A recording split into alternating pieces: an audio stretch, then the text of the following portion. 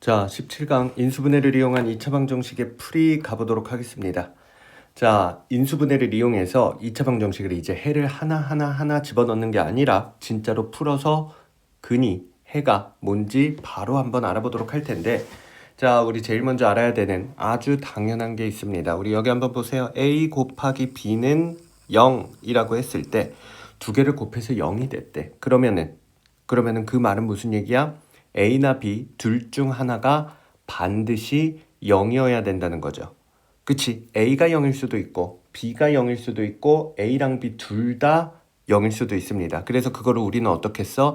A는 0 또는 B는 0이다 라고 쓸 수 있는 겁니다. 인수분해를 이용한 2차 방정식은 결국 이게 전부야.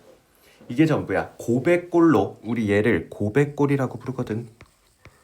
고배 형태, 고배꼴로 나타낸 다음에 고배 한 부분이 0이거나 고배 한 부분이 0이어야 된다라고 푸는 겁니다.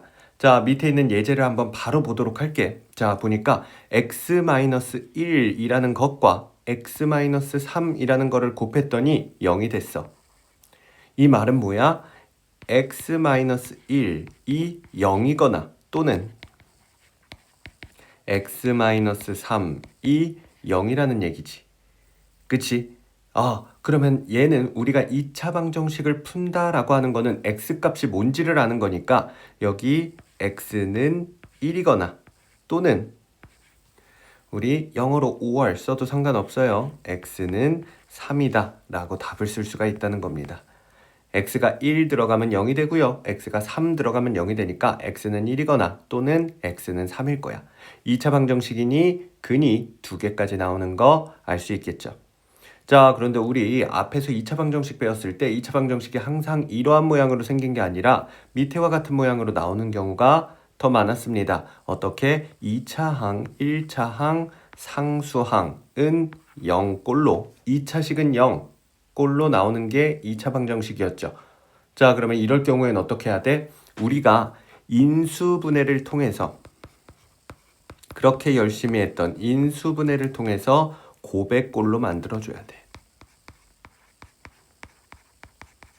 자, 어디 한번 만들어 볼까요? 우리 6이라는 거는 3 곱하기 2가 되겠고요. 둘 다 마이너스를 붙여주면 더하면 뭐가 됩니까? 마이너스 5가 되는 게 보이죠? 그래서 더하면 마이너스 5, 곱하면 플러스 6이 되니까 x-3과 x-2로 인수분해 되겠다. 인수분해 꼴로 바꿔줄까요? x-3 곱하기 x-2는 0. 고배꼴로 바꿨다. 그러면 이제 어떻게 해? 우리 이제부터는 여기 중간 가정은 지우고 바로 고배꼴로 나오면 얘로 바로 넘어갈 겁니다. 자, 어떻게 됩니까? 얘가 0이 되려면 x는 3이거나 또는 얘가 0이 되려면 x는 2여야 되겠다. 요렇게가 정답이 되겠죠.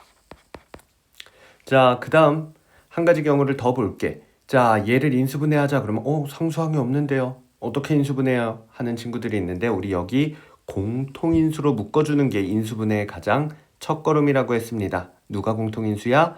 x가 공통인수지. 그러니까 우리는 x로 인수분해를 해보도록 할게요. 자, 그러면 2x 더하기 3은 0이 되겠죠. 자, 그러면 얘도 하나의 덩어리야. 그러니까 얘가 0이거나 얘가 0이거나 둘 중 하나겠죠. 자, 얘가 0이려면 x는 0이 돼야 되겠고요. 또는 x는 얘가 0이려면 마이너스 2분의 3이 되어야 되겠죠. 이렇게 풀 수 있겠습니다. 자, 인수분해를 이용한 2차 방정식의 풀이 어떻게 가는지 알겠지? 그래서 우리 인수분해를 그렇게 열심히 했던 이유가 여기에서 밝혀지게 되는 겁니다. 자, 그 다음 2차 방정식의 중근 가보도록 할게요. 자, 2차 방정식의 중근이야. 우리 밑에 있는 문제를 한번 풀어보도록 하자. 얘를 인수분해 해볼게. 9는 3 곱하기 3인데 둘 다 마이너스가 있어야 더하면 마이너스 6 곱하면 플러스 9가 되겠죠. 그러면 얘는 어떻게 됩니까? x-3 x-3은 0이 되겠다. 결국 어떻게 돼? x-3의 제곱은 0이라고 되죠. 자, 그런데 얘를 풀어보면은 봐봐. 얘가 0이거나 또는 얘가 0이다 라고 하는데 얘를 풀면 x는 3이거나 또는 x는 3이다 라고 이렇게 중복된 게 두 개가 나오죠. 그래서 우리는 얘를 중복된 근, 중근이라고 하는 겁니다. 그래서 이렇게 두 개로 쓰는 걸 귀찮으니 우리는 x는 3이다 라고 쓰고 얘는 중근이라고 써줍니다. 그러면은 근 두 개가 중복된 거예요. 나 두 개 다 찾은 거야 라고 표시를 하는 거예요. 자, 그래서 얘가 완전 오피셜하게 정답이고요. 때때로 그냥 중근 안 쓰고 x는 3만 쓰기도 합니다. 자, 그러면 이제 이 중근을 가질 조건 가보도록 하겠습니다. 어느 2차 방정식이 있는데 얘가 중근을 갖는다는 거는 무슨 말이냐면 얘를 인수분해하면 어느 꼴이 나온다는 거야? 인수분해를 하면 완전 제곱식 꼴이 나온다는 겁니다. 완전 제곱식은 0 꼴이 나온다는 거죠. 그치? 아, 그러면 우리 2차 방정식이 중근을 가질 조건이려면 완전 제곱식을 만들어야 되고, 그렇다면 완전 제곱식을 만들어질 조건을 한번 찾아보도록 할게요. 자, 우리 여기 보면은 x제곱 더하기 px 더하기 q가 있는데 완전 제곱식이 되려면 우리 많이 들어봤죠? 반의 제곱이 돼야 됩니다. 뭐의 반의 제곱이 돼야 됩니까? q가 p의 반의 제곱이 돼야 됩니다. q는요, p를 절반으로 나누고요. 그것을 제곱한 게 돼야 됩니다. 자, 그래서 우리 한글로 얘기를 해보면 어떻게 됩니까? 상수항은 x개수, p를 얘기하는 거죠. x개수의 절반의 제곱이어야 된다. 되겠습니다.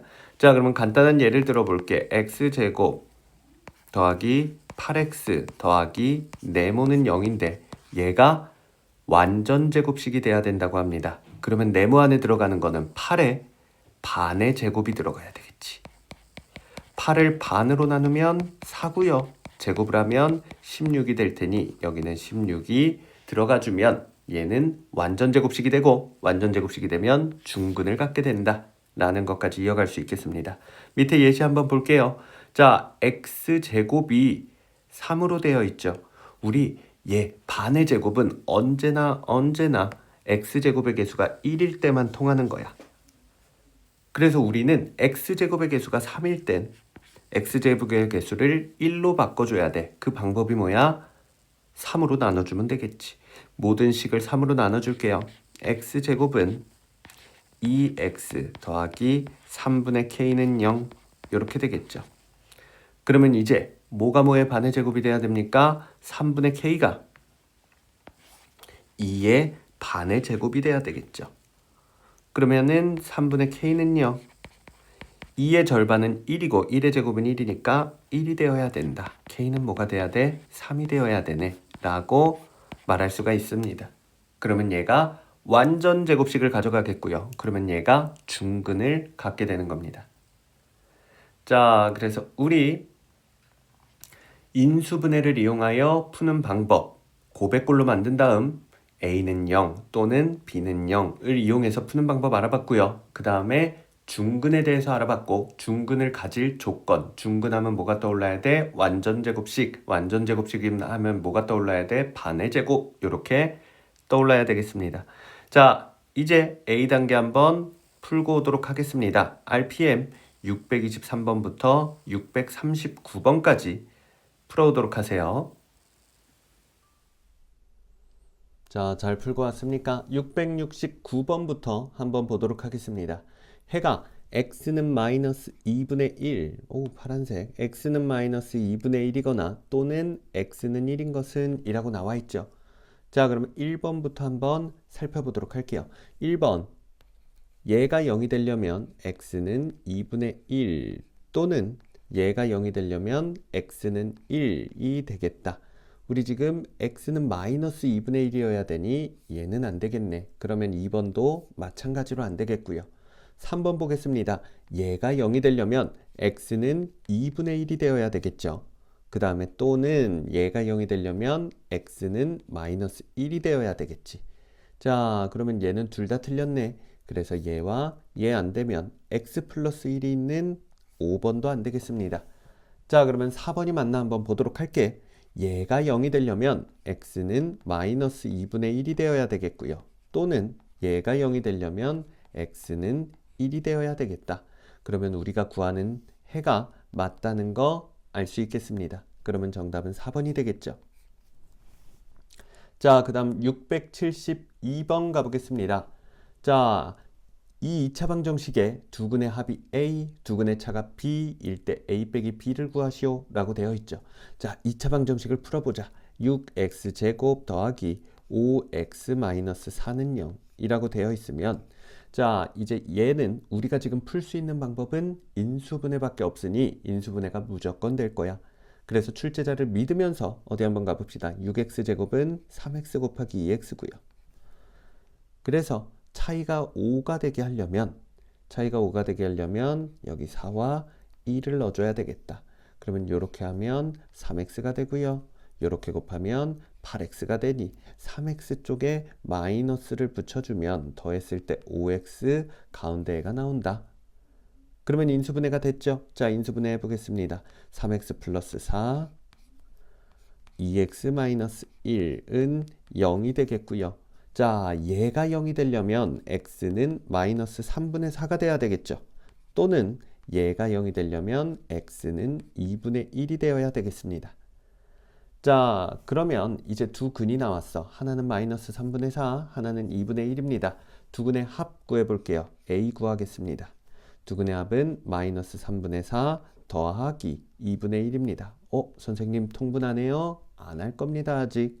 b 구해볼게요. 두 근의 차입니다. 차는 큰 숫자에서 작은 숫자를 빼는 거니까 2분의 1에서 마이너스 3분의 4를 빼면 플러스 3분의 4가 되죠. 얘가 b가 될 겁니다. 통분하네요? 안 할 겁니다, 아직. 왜? 우리가 구하는 건 a, b가 아니라 a-b니까.